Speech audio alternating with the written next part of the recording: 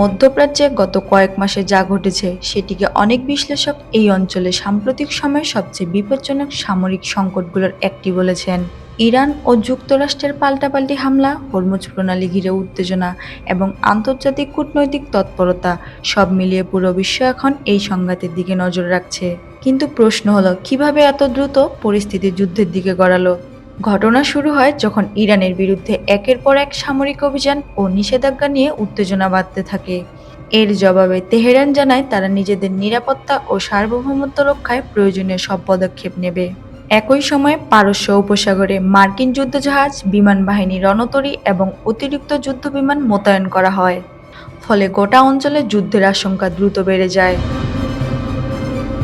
এরপর সংঘাত নতুন মাত্রা পায় হরমুজ প্রণালীকে ঘিরে।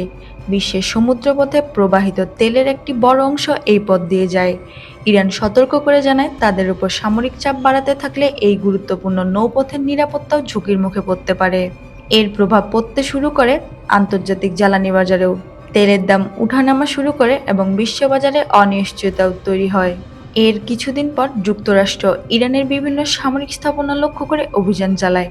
মার্কিন পক্ষের দাবি ছিল এসব হামলার উদ্দেশ্য ইরানের ক্ষেপণাস্ত্র ও ড্রোন সক্ষমতা দুর্বল করা। অন্যদিকে ইরান অভিযোগ করে এটি তাদের সার্বভৌমত্বের উপর সরাসরি আঘাত এবং এর জবাব দেওয়া হবে। এরপরেই শুরু হয় পাল্টাপাল্টি হামলার ধারা। ইরান দাবি করে তারা মধ্যপ্রাচ্যে অবস্থিত মার্কিন ঘাঁটি এবং গুরুত্বপূর্ণ সামরিক স্থাপনাগুলো লক্ষ্য করে ক্ষেপণাস্ত্র ও ড্রোন হামলা চালিয়েছে। একই সময়ে হরমুজ প্রণালীতে বাণিজ্যিক জাহাজ চলাচল নিরাপত্তা ঝুঁকিতে পড়ে। যুদ্ধ যখন আরও বিস্তৃত হওয়ার আশঙ্কা তৈরি করে, তখন বিভিন্ন দেশ মধ্যস্থতার উদ্যোগ নেয়। কাতার, ওমান এবং অন্যান্য আঞ্চলিক পক্ষের মাধ্যমে আলোচনা শুরু হয়। মার্কিন প্রেসিডেন্ট ডোনাল্ড ট্রাম্পও একাধিকবার জানান কূটনৈতিক সমাধানের সুযোগ এখনও রয়েছে। অন্যদিকে ইরানও জানায় সম্মানজনক শর্তে আলোচনা হলে তারা তা বিবেচনা করতে পারে।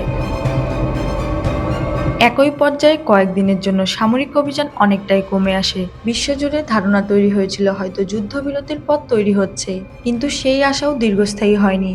পরবর্তীতে জর্ডানে মার্কিন বাহিনীকে লক্ষ্য করে ক্ষেপণাস্ত্র হামলার অভিযোগ উঠে। যুক্তরাষ্ট্র জানায় এই ঘটনার জবাবে তারা ইরানের সামরিক স্থাপনা লক্ষ্য করে আবারও বড় আকারের বিমান হামলা চালিয়েছে। সেন্টকমের ভাষ্য অনুযায়ী ড্রোন ঘাঁটি, ক্ষেপণাস্ত্র উৎক্ষেপণ কেন্দ্র, সামরিক কমান্ডো পোস্ট এবং উপকূলীয় প্রতিরক্ষা ব্যবস্থা সহ একাধিক লক্ষ্যবস্তুতে আঘাত হানা হয়েছে।